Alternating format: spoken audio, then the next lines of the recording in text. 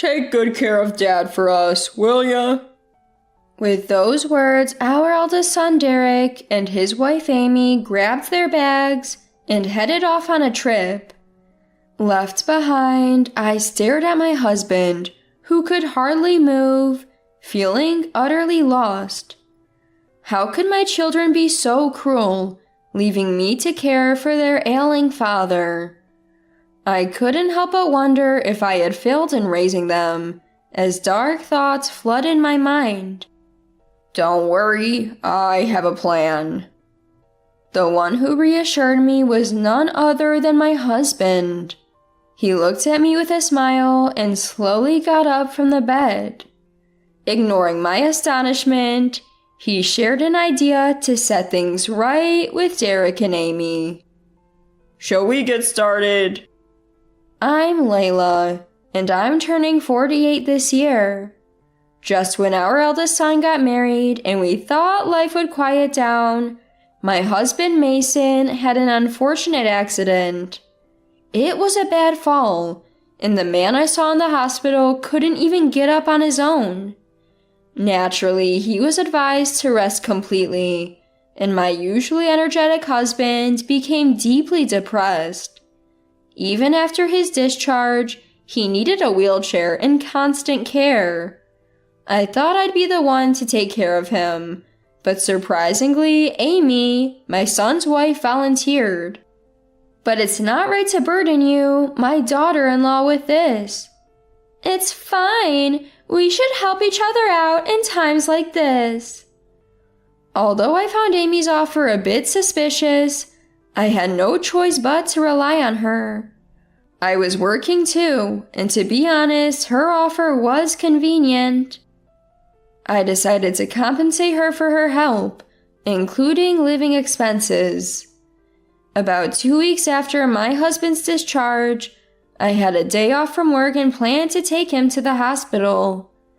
He was staying at Derek and Amy's place, so I headed over there to pick him up. I had informed Derek in advance that I'd be coming, but when I arrived, he seemed to be out for work. After calling out to Amy, I walked in to check on my husband and was horrified by what I saw. Amy, what on earth are you doing? Oh, Layla, right. Today's the day you're taking him to the hospital, isn't it? Amy greeted me with her usually carefree smile, but the condition of my husband behind her left me stunned. The room was a mess, filled with a terrible stench, and my husband looked terribly frail. What happened to you? My husband couldn't even respond properly. He had lost a lot of weight in just 2 weeks and looked like he hadn't been eating properly. Just as I was worrying that he might be sick, Amy said something unbelievable from behind me. Oh, Mason hasn't eaten yet today. What? But it's already 3 p.m. Yeah, so can we get him something to eat outside? Are you kidding? He's too frail for that. Can't you make some soup or something? When I suggested making some soup, Amy made a visibly disgusted face. Even though we were relying on her, she had volunteered to care for my husband. Seeing her react this way, I couldn't hold back my anger. How can you make that face when you've left him in this condition?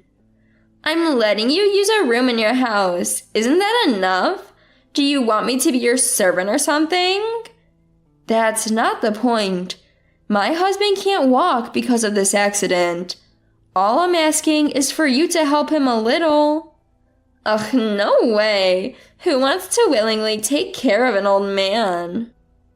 Maybe if you paid me more, I'd consider it, haha. Amy said this with a mocking laugh. If she was so unwilling to even make soup for my frail husband, I wish she hadn't taken on the caregiving role at all. We were even giving her some money for living expenses. This treatment, after trusting her, was just too much. I ended up arguing with Amy. Don't call leaving him in a filthy room taking care of him. Then why don't you take care of him, Layla? If I knew it would come to this, I wouldn't have asked you. Great, then take him back to your house starting today. Frustrated with Amy's attitude, I decided to take my husband to the hospital right away. The doctor immediately gave him an IV drip after seeing his condition. Apparently, he was suffering from malnutrition. I was trembling with anger, thinking about what Amy had been doing to my husband in that room. Why did he have to endure such mistreatment after already suffering from an accident? I couldn't understand why she had volunteered to take care of him in the first place. Layla, thank you. You saved me. Are you okay? I'll manage. Thanks to the IV, my husband was able to talk again. He told me about the mistreatment he had received, not just from Amy, but also from Derek. They hardly prepared proper meals for him, occasionally giving him fast food or pastries. He couldn't even ask for help with the toilet or shower, which explained the terrible smell in the room. I was speechless to learn that even my son Derek was complicit. This is awful. Why did they even agree to take care of you?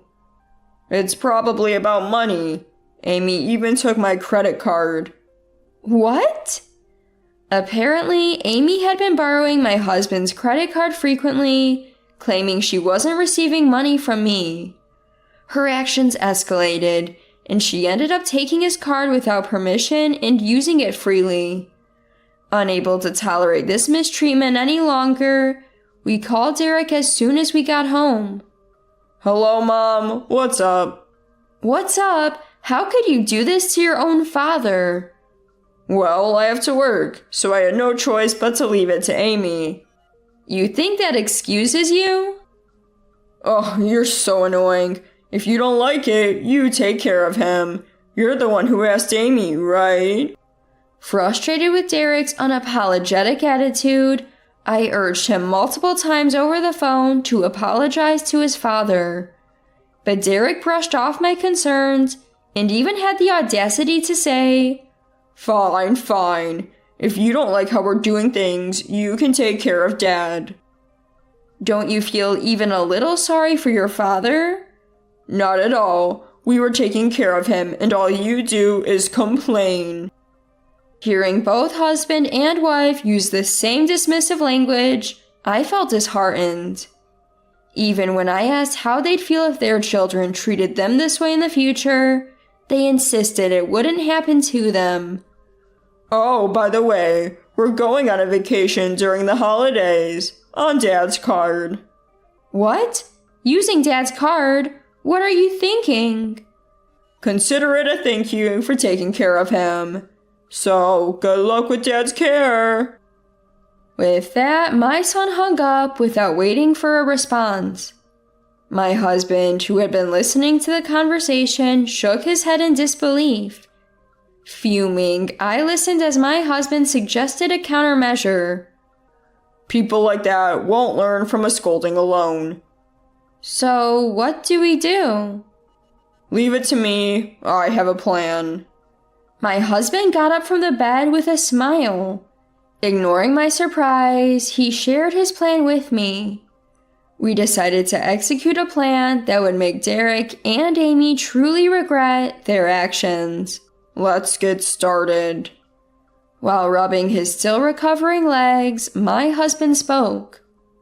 While I was preparing to bring my husband home from Derek and Amy's house, Derek, on his way to work, handed me the keys and said, We're separate households now, so don't steal anything, okay? Just to clarify. What? You're planning to return Dad's card? Like I said, once we go on the trip as a thank you for the care, we'll return it. By then, Dad's account might be empty. Both of them smiled, looking like devils. I was so angry at their attitude, which was unrecognizable as that of my own son, but I held my tongue and waited for the right moment to counterattack. The next day, when they left for their trip, My husband contacted the credit card company to freeze the card. As expected, Derek called immediately, but we ignored it and enjoyed a peaceful holiday season. Do you think they'll learn their lesson just because we froze the card? He's too proud for that. This alone won't be enough. So, what's next? After the new year, we'll make them feel a bit more pain. My husband still had plans, and while continuing his rehab, he was contemplating the next steps against Derek and Amy. When the new year arrived, Derek and Amy returned from their trip and, as expected, came to our house. I answered the door while watching them bang on it and repeatedly ring the doorbell through the monitor. Mom, you're there, right? We have a complaint about Dad.